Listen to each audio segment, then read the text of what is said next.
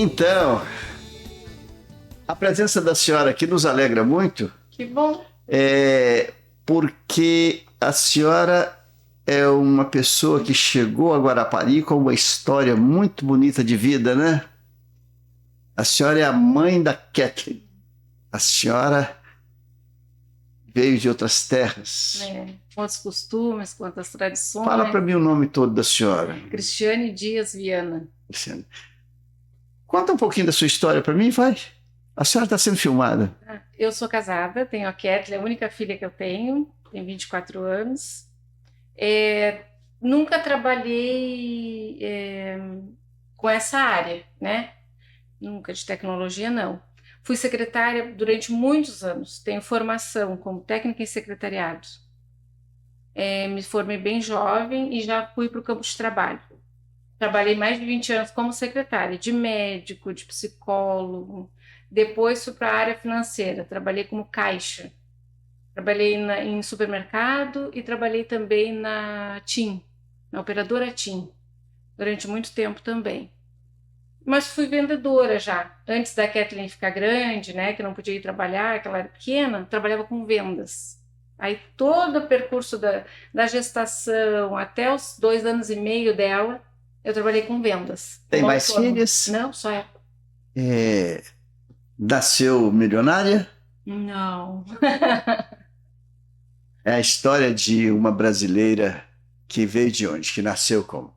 Em Rio Grande, no Rio Grande do Sul. Sim. E seus pais? Meus pais são de lá também. Meu pai já é falecido. Sim. Viviam na cidade ou na zona rural? Não, cidade. Na cidade. Que bom. Meu pai era soldador e a minha mãe era costureira. A senhora falou que se formou, que área que foi que a senhora se formou? Técnica em secretariado. Técnica em secretariado, que bom. Como é que foi que a sua filha encontrou aquele jovem? Aquele? Na verdade, eu não sei. Eles, os dois, nós somos testemunhas de Jeová, né? Aí, eles cada um eram de uma congregação. Mas como eles se conheceram, eu não sei se eles tinham amigos em comum, que apresentou os dois, eu não sei como é que foi. Eu só sei que um belo dia o Marco apareceu. Então, eu estou conversando com a senhora desse modo, vou explicar por quê. No dia 1º de abril, eu quero provar que 1º de abril não é dia da mentira, é dia de boas histórias. E como ele falou que a senhora vinha aqui, e eu estava esperando a hora de conversar com alguma pessoa do povo comum, que eu não conhecesse ainda, entende? Para perguntar sobre a história dela, sobre os sonhos dela, sobre as batalhas dela. Qual o fato mais marcante que a senhora se lembra assim, de momento assim, pum, aconteceu na minha vida, na sua? O mais marcante é uma coisa ruim. Pode ser uma coisa ruim? Pode contar aquilo que a senhora achar que deve contar, que sirva de lição para alguém.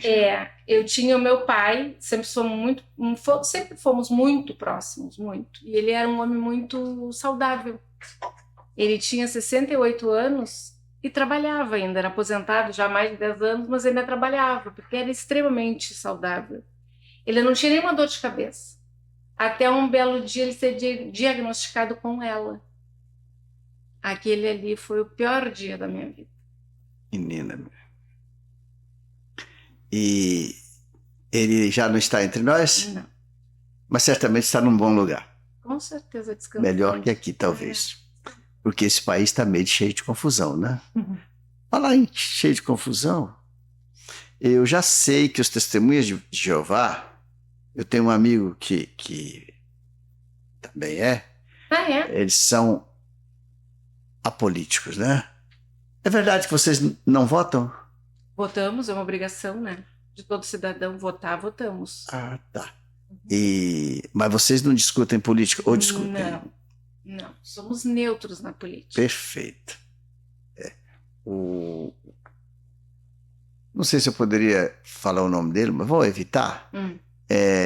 Ele fala que realmente os testemunhas de Jeová, primeiro, são pessoas bastante cultas, que creem em Deus, que, acima de tudo, né, levam a religião de algo muito sério, porque é a vida em si. Isso é bom também, eu sou evangélico.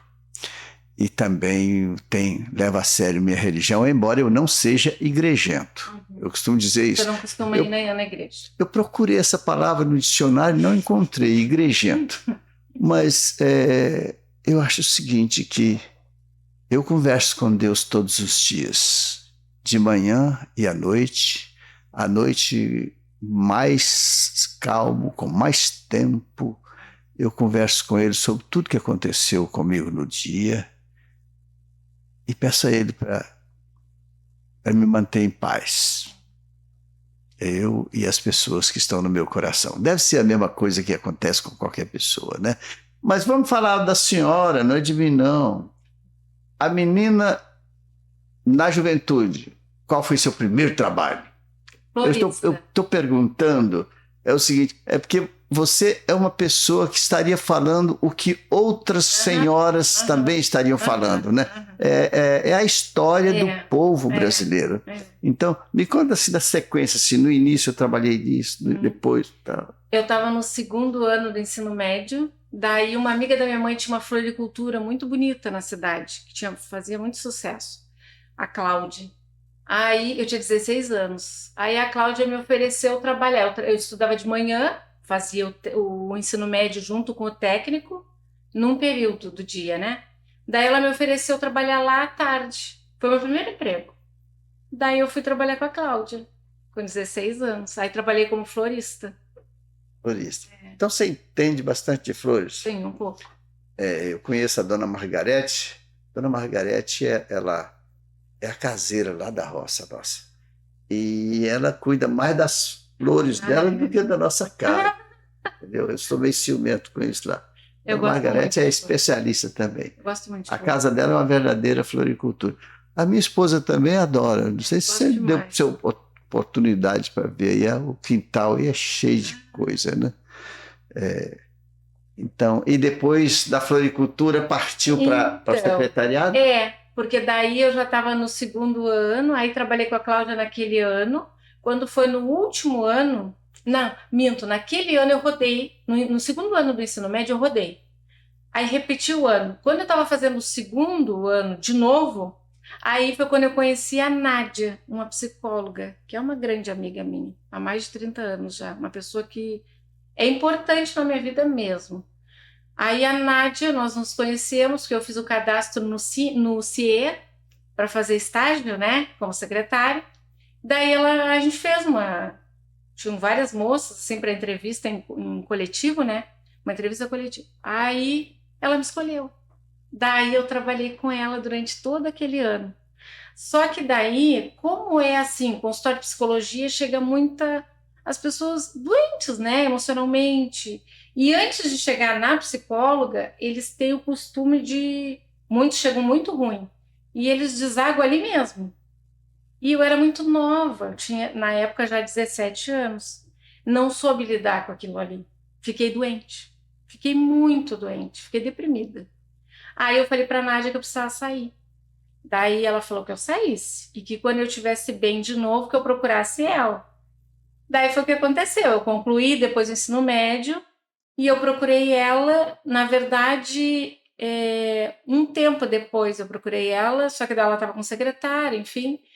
Quando eu engravidei da Kathleen, ela me procurou, porque ela estava sem secretária. E daí eu falei para ela, olha, eu queria trabalhar contigo, só que eu tô grávida. E aí eu falei assim para ela, eu acho que tu não vai querer, que no momento eu acho que tu não vai me querer. E ela fez assim, por quê? Tu tá doente? E eu fiz assim para ela, não, eu tô grávida. Eu tava com 4 meses de gestação. E ela fez assim, tu tá grávida? Eu digo, tô. E ela falou assim, mas a tua gestação é de risco? Eu, não. E ela disse assim, então se tá bom pra ti, tá ótimo pra mim. E eu fui trabalhar com ela até a Kathleen nascer. Aí, que bom. Você falou uma palavra aí que eu gravei, e naquele ano eu rodei. Qual é esse termo aí? Ainda não conheço. Rodar de ano. Lá no sul, aqui não? Não, é quando perde o ano, quando repete, eu rodei. Tu roda no final do ano. Certo. Tudo bem. Todos os seus sonhos já foram realizados? Ou tem algum por realizar? Eu acho que sonho a gente sempre tem, né? Eu acho que só não tem quem sonha quem já morreu. Eu acho isso, porque eu sempre tenho algumas coisas assim que eu quero atingir, sempre tem. Conta pelo menos um pra gente. Então, eu nunca falei nada, né? Mas eu queria muito ser vó. Você é avó? Nunca falei nada, porque eu não queria incentivar, eu não queria Que botar pilha. cantada! Só que a senhora já é avó, Eu né? vou ser avó. Eu Eu vou tô ser sabendo, avó. né, Michael? Eu vou Pois ser é, avó. mas que Que era uma bom. das coisas que eu queria. É, eu tenho 4 netos e tenho 4 filhos. Eu tinha 3, mas eu tenho hoje a honra muito grande de ser o cidadão brasileiro mais idoso a legalmente, formalmente adotar uma criança. Eu fizemos o processo, eu e Roberta, meus filhos já estavam todos formados, né? Já crescido e Sim. encaminhado, e fizemos o processo, ficamos esperando quase 4 anos na fila. Nós éramos o número 47 mil e tanto, aí foi baixando a nível nacional. Um dia chegou a vez, o judiciário ligou para nós e nós fomos lá buscar o nosso filho Ben, B-E-N, Ben de Benhur. Ah, que bonito o nome. A juíza perguntou por que Ben com N? Foi porque é Ben de Benhur, o filho amado de Deus. Falou assim, porque ele já tinha um nome. Quando você vai adotar, você tem direito de trocar. Então, Eu não sabia. eu exige que trocasse. Eu quero que troque sobrenome E que também. idade ele tinha? 3 meses. E aí, quero que troque o sobrenome também. Falei, qual? Sal. Sal é S-A-L. Porque vós sois o sal da terra, o tempero da vida. Se for muito, atrapalha. Se for pouco, atrapalha. E para mim, a alegria é dupla, porque sal é a primeira letra do nome dos meus 3 filhos, Soraya, Alessandro e Leonardo. Então, meu filho se chama Ben Sal França, de minha mulher Reis. O senhor é Reis? Sim. Qual é o sobrenome da família ali? Mas eu sou o menor dos reis. Isso aí só tem rei. Que coincidência. E aí vocês vieram do Rio Grande do Sul direto para Guarapari? Sim, Por quê? Então, a gente queria ir embora de lá por questões assim, ó, meu marido, minha filha, o pai dele, né, por ser bem idoso, a questão do frio era muito grave para nós. Meu marido era asmático desde que nasceu e tinha crise horrorosa, foi parar no hospital várias vezes, uma das vezes foi bem sério o que aconteceu. Então a gente sempre pensava assim, quem sabe um dia a gente vai para um lugar mais quente, quem sabe um dia e tal. Só que nada, nunca dava certo, assim, né? Tudo muito longe. Vou para onde? Aí o Daniel, então, meu marido, começou a pesquisar vários lugares, vários lugares. É, lugares quentes, mas também que não fosse tão quente quanto o Nordeste. Aí ele começou a pesquisar o Espírito Santo, que até então a gente, tipo, sabia que existia só porque tinha um mapa ali, né? Mas não se ouvia falar, não se ouve falar no Espírito Santo saindo daqui. Não se ouve falar. Verdade. Não Eu se ouve. estive, parece que 4 vezes no Rio Grande do Sul. Ah, que legal, já conhece lá. E lá, realmente, quando fala. Não sabe. Onde é que é isso? Não sabe. Nem imagina ser onde é. Mas vocês falam assim, eu moro em Guarapari, eles sabem. Eles já ouviram falar nessa cidade, Exato. ficam assim, né? Só que daí querem saber para onde é. Aí ele viu, pesquisou muito sobre o estado, pesquisou muita coisa. Aí não me falou nada. Só que nesse meio tempo, meu pai adoeceu, né? Daí ele descontinuou a ideia, porque ele não achou viável, embora não tenha me falado também, mas me falou depois.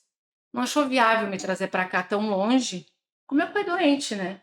E ele percebeu, a gente não percebia, mas ele, vendo de fora, né, percebia assim que meu pai ia falecer muito rápido, e foi mesmo. Então ele disse: "Não, vou esperar depois que as coisas acontecerem, deixa ela cuidar, ajudar a cuidar do pai, curtir o pai, né? Depois então a gente vê isso". E realmente, quando meu pai entrou em coma, ele ficou 3 meses em coma. Aí quando ele já estava no finalzinho, assim, aí ele retomou de novo a ideia de vir. Só que eu não sei, assim, não sabia se para que lugar, né? Aí ele ficou entre Vitória, Vila Velha e Guarapari. E explicou por que cada um deles. Aí ele falou, só que eu acho que tu não vai querer Vitória por ser capital, questão de violência, de movimento. Eu digo, nem pensar, não gosto. E ele disse, então tá, então vamos ficar entre Vila Velha e Guarapari. E como saber, como conhecer alguém aqui? Fácil, né? Não me telefonaram. O Testemunho de Jeová, basta dizer assim, quem é Testemunho de Jeová que mora lá em tal lugar? Tu já conheceu todo mundo, tu já sabe tudo a respeito daquele lugar. Aí eu entrei em contato com uma amiga da minha irmã, do Rio, daqui de Campos. Aí ela me deu o telefone de uma irmã daqui, de Guarapari, e me deu um telefone de uma irmã de Vila Velha. Criamos um grupo.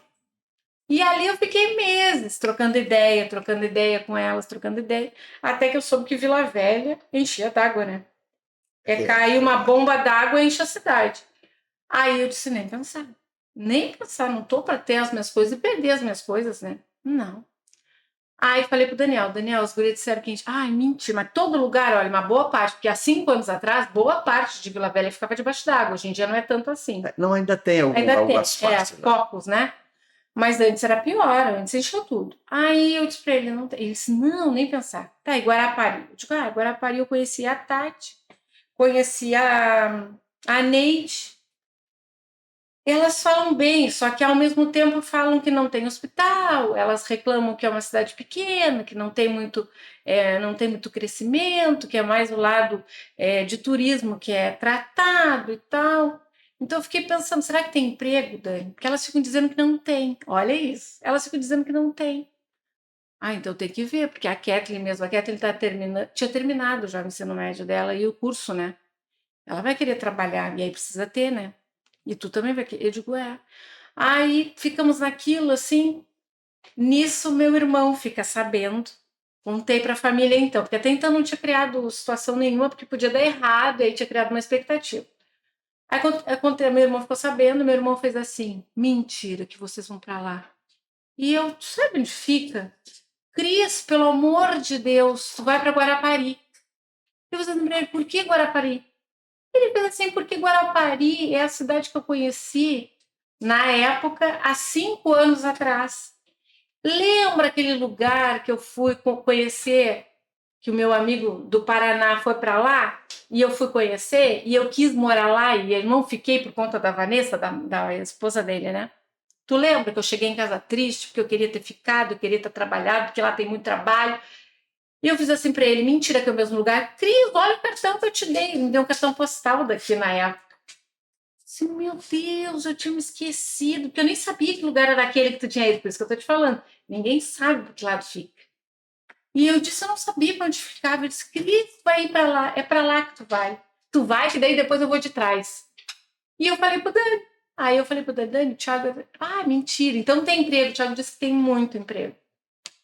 Então a gente vai entrar em contato, vamos saber valores de aluguel, valores das coisas agora. Aí terminamos de conversar nos últimos 6 meses, né? Aí aconteceu do pai entrar em coma, daí a gente só finalizou, conseguimos uma casa aqui e viemos embora. Aí poucos dias depois o pai faleceu, aí eu voltei, fui no enterro e aí eles já estavam aqui. Vai fazer 5 anos isso. Por isso a gente foi parar em Guarapari. Eu vim para o Espírito Santo há aproximadamente 40 anos. De Minas Gerais, governador Valadares. Lá eu fui sargento do Corpo de Bombeiros por 10 anos e meio, depois já me tornei advogado, tinha meu escritório lá e um escritório relativamente bom. Então, eu decidi, quando eu saí de Valadares, eu fui ser advogado de um banco no Pará, no sul do Pará. Então, eu cuidava da parte jurídica de 3 agências, de Marabá, Tucuruí e Eletronorte, onde estava construindo a represa de Tucuruí. Naquele momento, eu estava lá, surgiu ali perto, bem pertinho, um garimpo de ouro que explodiu no Brasil todo, chamado Serra Pelada. Chegou a ter 60 mil garimpeiros trabalhando lá. E eles precisaram registrar a agência, a associação deles. Foram ao banco procurar, o gerente falou, aquele ali vai fazer por você. E na criação da Associação dos Garimpeiros de Serra Pelada, a GASP, fui eu que fiz o estatuto e fui eu que presidi a Assembleia dos Garimpeiros, criando a associação, da qual eu fiz parte e atuei por quase 5 anos. Foi um negócio legal. E depois disso aconteceu uma coisa interessante. Eu gosto de perguntar por fatos marcantes na vida das pessoas e vou lhe contar um. Eu morava em Tucuruí e eu já tinha uma fazenda grande a 14 quilômetros da cidade, dava quase para ir a pé. Naquela época, eu tinha mais de 100 vacas leiteiras. Na verdade, eu tinha 400 vacas leiteiras. Uma boa fazenda. E uma das empresas para a qual eu trabalhava, o dono, que era o fornecedor das turbinas para a represa, eu era o advogado dele, vivia querendo comprar a fazenda. E eu jamais pensaria em vender, e jamais teria saído do Pará se não tivesse acontecido o seguinte. Um dia eu estava caminhando mesmo, assim, saí do meu escritório, saí caminhando para o lado do rio, porque em frente, Tucuruí, exatamente à frente da praça, passa o rio Itacaiunas. O rio Itacaiunas é largo demais em Tucuruí. Ele dá uns 300 metros de largura. E antigamente tinha uma ponte de madeira que o povo atravessava para ir para uma cidade chamada Jacundá, que já foi coberta pelas águas hoje. Hoje existe a nova Jacundá. Mas aquela ponte caiu, mas sobrou aquela cabeça de ponte, aquele pedaço de ponte assim, da praça até um determinado espaço no rio, onde as pessoas iam pescar, ficava lá no meio do rio pescando. E o rio logo abaixo dava uma curva, tinha uns engazeiros lá embaixo, e as pessoas pulavam na água e saíam nadando, se agarravam nos engazeiros, no capim e saíam e voltavam. Pois bem, aquilo era comum. Todo dia tinha aquela fila, o pessoal pulando e outros pescando. Eu, na minha caminhada, saindo assim, tranquilo, caminhando, eu olho para o lado da ponte e vejo uma fila de crianças caminhando, subindo, pulando. Em algum momento eu olhei, parei, estiquei o olho e falei, não é possível. Era o meu filho que estava no meio. O meu filho tinha uns 8 anos de idade e estava no horário de aula e estava pulando lá para dentro do rio.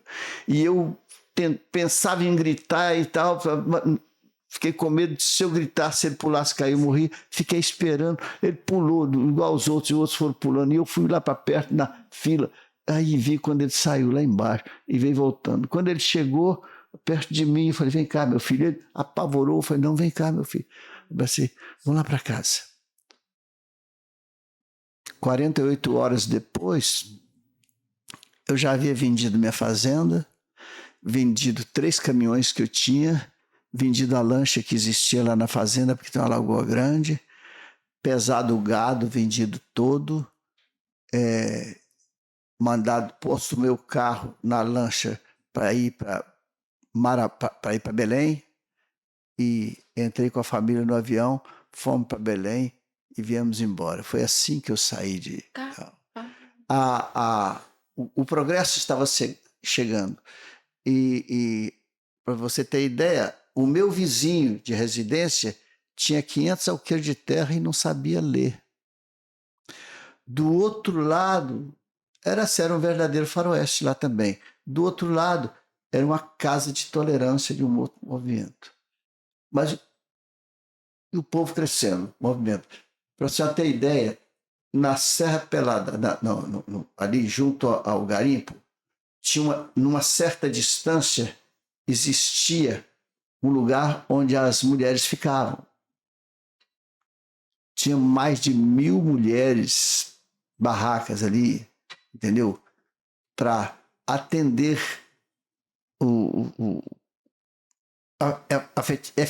afetivamente os garimpeiros, né? E assim por diante. Pois bem, viemos embora, coloquei minha mudança numa carreta que estava lá, entendeu?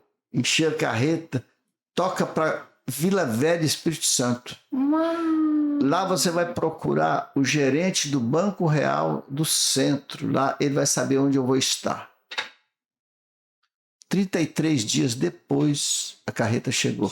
Porque era terra pura, era lama pura, aquilo era uma luta. E quando chegou, o gerente já sabia onde levar e fui morar na Praia da Costa. Morei um bom tempo e depois eu estava preparado para a magistratura ou o Ministério Público. Na hora de fazer o concurso, eu pensei, quer saber de uma coisa? Eu quero liberdade. Eu fiquei 15 anos como advogado com a gravata no pescoço. Eu fiquei 10 anos e meio como sargento do Corpo Bombeiro. Não vou fazer para a magistratura nem para o Ministério Público. Eu estava preparadíssimo. Eu vou fazer para oficial de justiça, que fica livre, não tem dívida, anda, conversa com todo mundo, sim, faz amizade com todo mundo. E assim foi. E fui 29 anos oficial de justiça. A carreira do serviço público maior que existe é a do oficial de justiça. Ela tem 28 níveis. E eu me aposentei no último nível da carreira. Eu tive a honra de ser também presidente da Associação dos Oficiais de Justiça, do Sindicato dos Oficiais de Justiça do Estado e da Federação Nacional dos Oficiais de Justiça, de todos os oficiais do Brasil, por 6 anos, da FOGEBRA. Foi um tempo muito bom. E hoje, agora, eu estou no batalhão do chapéu, só coçando, não faço mais nada. Mas é assim. Conta mais sobre sua vida, mulher. Eu não tenho muito o que falar, não. A minha mãe ainda é viva, depois que a gente veio embora para cá, depois da pandemia, a mãe veio, tem 2 anos que a minha mãe veio para cá. Veio ela, minha irmã, cunhado e sobrinho. E por incrível que pareça, o meu irmão, que foi quem descobriu Guarapari, não consegue sair de lá. Então me conta uma coisa. Fala uma frustração sua. Uma frustração? Não ter feito faculdade. Não, porque você queria ser jornalista, não é isso? Pois é, mas vocês... Quem te contou? Eu estou imaginando, estou olhando sua cara, é cara de jornalista. É sério isso? Alguém te falou? Deixa pra lá, mas me conta aqui. Na época que eu estava concluindo o ensino médio, eu pensei em fazer jornalismo, só que não tinha na minha cidade, como não tem até o dia de hoje. Só lá só em Pelotas, na cidade do lado. Sim, então e a mãe ficava com medo. Jornalismo, imagina se te mandam para fazer uma reportagem lá no meio de um terrorismo, no meio de uma guerra. Aquelas coisas de mãe, né? E aí já era difícil ter que estudar numa outra cidade, a gente era pobre, não tinha condições para isso. Então acabei não fazendo. E se fosse dada a oportunidade hoje para você entrevistar pessoas, conversar, sair por aí descobrindo as coisas boas da cidade, as mazelas da cidade, conversando com as autoridades sobre o que eles têm feito de bom, de ruim, por que não fez isso ou aquilo, para ajudar a corrigir, melhorar esse tempo. Seria legal? Seria uma aventura? Seria, sim. Seria. Acho que só na parte da política é que eu acho que eu não gostaria de me envolver mesmo. Esses dias até tem um rapaz da CODEG que eu sou amiga dele. E ele é meio assim, ele é bem político, aquelas pessoas bem políticas, né? E aí ele me ofereceu fez uma oferta lá, e eu falei para ele que não, no meio político, né? Eu falei para ele que não. Ele disse, porque eu acho que eu precisaria de uma pessoa assim, porque eu falo mesmo, né? Gosto de conversar, então aí ele achou que eu seria, e eu disse para ele que no meio político eu não gostaria, assim, não, porque não é o que eu gosto, não gosto desses assuntos, não gosto, não é uma coisa que me faça bem, até pelo contrário. E aí, mas eu acho assim que descobrir pontos da cidade, descobrir pessoas que fizeram a diferença na cidade. Inclusive tem um senhor que eu conheço, ele é o nosso irmão. Ele é um dos primeiros, ainda ontem ele estava contando, ele é um dos primeiros moradores de Guarapari. Ele morava lá em Buenos Aires, na época que Buenos Aires não tinha nem estrada. Tinha que subir a pé, porque não tinha uma estrada aberta. Ele contando ontem para nós. É da família Corrade. Uma família bem conhecida. Eu assim. conheci o Gilberto. É? Ele é o Gentil. O Gilberto foi prefeito. Já não está entre nós. Mas olha só, eu não me candidato a nada. Uhum. Eu tenho amigos políticos, mas eu não discuto política. Não vale a pena. Mas eu acho o seguinte, que você pode lidar com os políticos, entrevistá-los sobre os projetos deles, sobre o que tem feito, por que não tem feito mais, assim por diante, sem se envolver com a política. Entendeu? Assim como você pode entrevistar um religioso, um policial, né? Um profissional liberal de qualquer área, né? Essa é a ideia. Porque nós estamos pensando em criar alguns tipos de programas para encaixar no nosso projeto, né? O Marco deve ter falado para você. Nós temos a Fácil Frete, que nós estamos organizando, mas resolvemos, porque sonhar não paga. Então nós resolvemos criar uma emissora de televisão. Só que essa emissora de televisão vai funcionar pelo YouTube, Instagram, Facebook, todos os órgãos, até que um dia a gente consiga uma autorização para colocá-la aberta. Na TV digital, né? Então o resultado é o seguinte: nós vamos buscar pessoas que possam somar e criar um programa assim, em qualquer área. Porque nós queremos tudo aquilo que alguém olhar e pensar, pô, isso interessa à comunidade. Um programa de floricultura, um programa de gastronomia, um programa de entrevista, acontece aqui, fatos, assim por diante. Então nós vamos precisar de pessoas para somar. E nós vamos ceder os equipamentos para as pessoas fazerem todas as entrevistas. E durante a programação, vamos imaginar que o programa seja aí de uma meia hora ou uma hora, vai ter os intervalos de comerciais. Nós vamos vender os comerciais para as lojas, né, para as empresas, quer dizer, e com aquela renda é que nós vamos cobrir os rendimentos dessas pessoas que queiram participar. Quem for apresentar o programa não vai pagar nada pelo tempo que ele está usando os nossos equipamentos e a transmissão. Pelo contrário, ele vai receber uma parte daquilo que for arrecadado com os comerciais que forem vendidos, que passar na programação dele. Essa é a ideia inicial, entendeu? Que é muito difícil no início, porque você não sabe qual será a receita, né? A despesa é comigo, mas qual será a receita, você não sabe. Pois bem, esse é um ponto.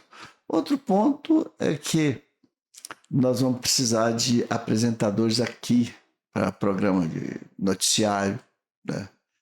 Entrevista de empresários, de modo geral, de pessoas iguais a vocês, assim por diante, para contar a história do povo. Né? Dentro dessa ideia, quem sabe depois a gente pode conversar e analisar um pouco se pode valer a pena ou não alguma coisa.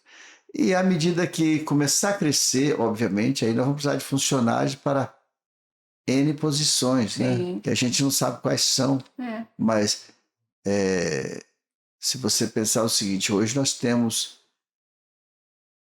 bem mais de 1.000 caminhoneiros cadastrados conosco, espalhados em 22 estados brasileiros. Já temos quase 600 empresas transportadoras e clientes cadastradas conosco. No momento que completar os detalhes que está fazendo aqui, a gente começar a divulgar, interligar clientes e fretistas, vai começar a movimentação comercial entre eles e, consequentemente, entrar receitas para a empresa. Naquele momento, eu vou precisar de pessoas que eu não sei quanto vai ser. Porque eu espero, daqui 2 meses, estar com 3.000 motoristas. Hoje nós temos mais de 1.600. Quer dizer, eu espero, no final do ano, talvez 5, 7.000. E como é que tu está divulgando o teu aplicativo? Nós estamos divulgando pelas redes sociais e eu tenho divulgado também pelo programa Brasil Caipira da TV Brasil, né? E também da Record Minas, no TV Car. E no mais, Legal. a gente quer divulgar com vocês, fazendo anúncios e tal, igual nós temos aí, nós temos na nossa rede de Instagram, Facebook, YouTube, etc. Entendeu? Daqui a pouco o Maico podia passar uns vídeos aqui, nossa, aí para ter uma ideia do que é que nós estamos fazendo. Mas, a princípio, foi muito bom falar com você. Também. O que é que você diria para alguém que está na mesma condição que você está, morador de Guarapari?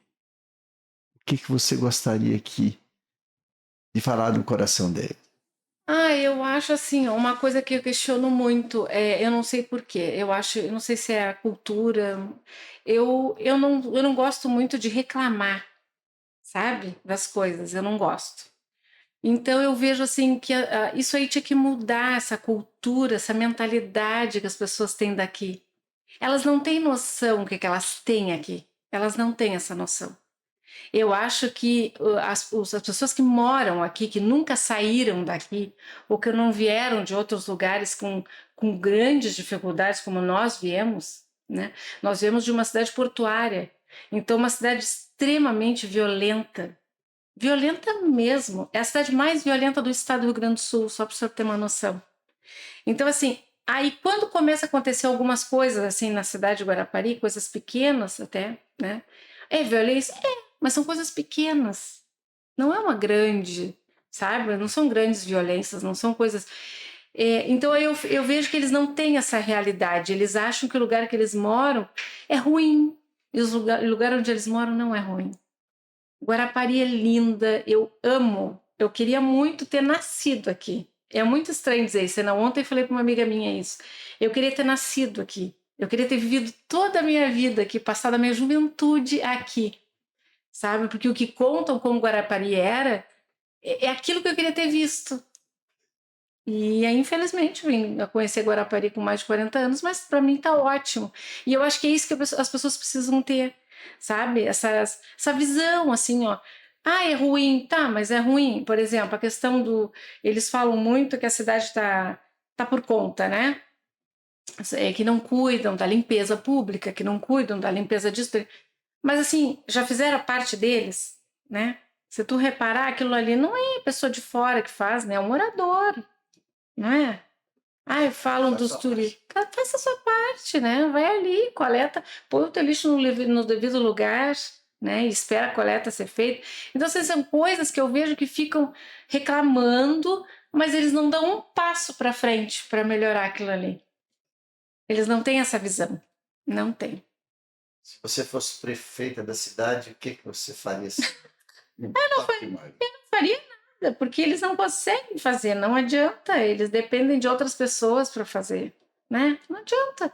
Eu quero uma coisa, tu quer outra, e aí aquele monte de gente que comanda tudo, eles pensam diferente de mim, de ti, e eles vão agir da maneira que eles acharem. Então não adianta, infelizmente não vai ter alguém que diga, esse aqui vai ter os... Não vai. Não vai, não. Já transferiu seu título de Já. eleitor para Guarapari? Já. Então você é política. Não, eu tenho que cumprir com a minha obrigação, né, de Tá cidadã. Perfeito. Meu anjinho, que bom falar com você, Também. estar com você aqui. Certamente nós vamos falar muito, muito, se Deus quiser, tá Então bom? tá. Muito prazer, que bom. Sua visita me alegrou muito. Ah, que bom. E vamos estar juntos, se Deus quiser, no dia 1º de abril, né, Michael? Então tá bom. Quer despedir dos nossos telespectadores? Você pode dirigir uma mensagem que ela vai para o ar depois. Então, eu queria agradecer essa oportunidade, né? A oportunidade de ter te conhecido, né? Que já falavam bastante de ti lá em casa. Então, eu queria conhecer. E foi um prazer conversar, falar um pouco da minha vida, do porquê, o que eu estou fazendo aqui em Guarapari, como eu me sinto aqui em Guarapari, eu me sinto em casa. Eu me sinto em casa. Perfeito. E você está também em busca de uma oportunidade de trabalho, Sim, não é isso? Sim. Qual área que você preferiria trabalhar? Eu acho que qualquer área, eu gosto de lidar muito com o público, né? Com as pessoas, eu gosto de gente. Então, assim, qualquer área lidando com o público, para mim, tá ótimo. Tá ótimo. Então tá bom. Na paz.